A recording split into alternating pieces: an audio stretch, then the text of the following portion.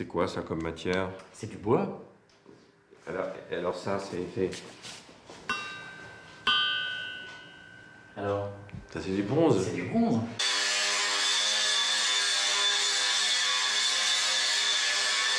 Le bronze, c'est devenu un peu votre passion. Ah ben, c'est-à-dire qu'en fait, c'était une passion de longue date, hein. C'est presque un rêve de gosse, j'ai envie de dire. En tout cas, c'est un aboutissement en tant que sculpteur. Là, ça réclame une technologie qui n'est pas à la portée de tout le monde en général.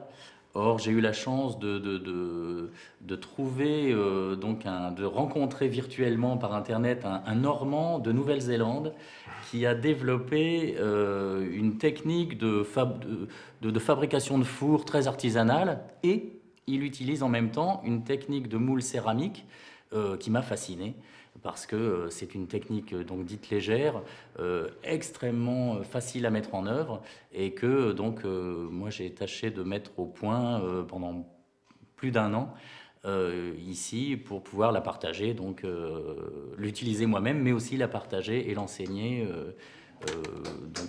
à des amateurs. Allez, en très peu de temps, on va essayer d'expliquer comment ça fonctionne. On part de la cire. On part d'un bloc de cire, effectivement, d'une plaque de cire, peu importe, et on fabrique donc une petite pièce en cire, comme celle-ci, par exemple. D'accord, à la main. À la main, des petits outils de grattage, de sculpture. On tape dessus. Alors non, pas Non. vraiment, parce que ça reste de la cire, Ah c'est bah très oui, tendre. fragile. Donc, on Donc, tape pas dessus. en tout cas, pas forcément, enfin en tout cas, vraiment si on est très énervé.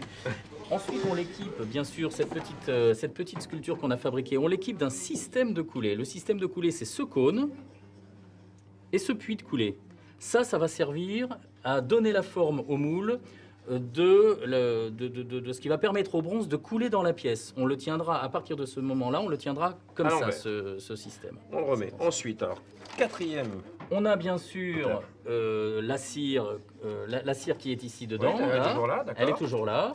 Sauf que... qu'est-ce qu'il y a On l'a dessus, là enduite de céramique. C'est ça le moule céramique. Ah, c'est ça le moule céramique, le Donc fameux moule la céramique. forme disparaît grosso modo, mais on s'en fiche, parce qu'en fait, la forme est en négatif à l'intérieur de ce moule. D'accord.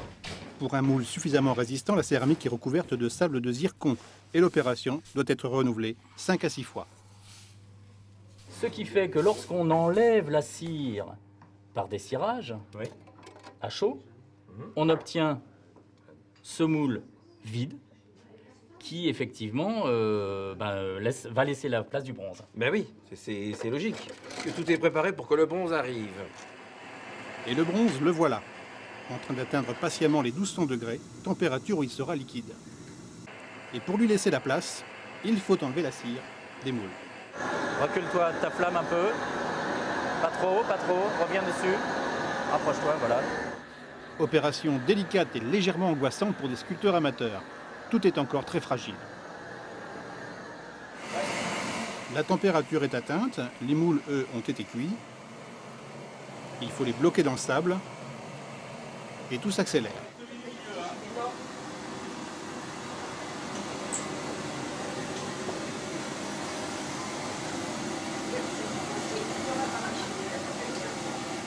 Celui qui est le plus près de toi, là-bas au fond, hein, pour moi.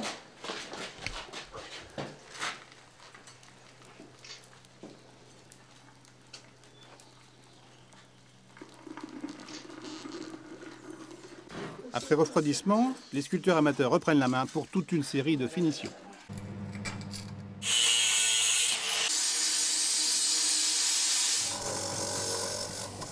Grâce, je dirais, à l'atelier et à Jean-Marc, on a une ouverture, nous, amateurs, pour avoir accès à la matière, avoir accès aussi à nous-mêmes, parce que c'est très révélateur pour nous-mêmes également. C'est une œuvre qui nous implique énormément, oui. Oh oui, c'est très émotif, c'est très... ça nous renvoie à nous-mêmes, à une force intérieure également.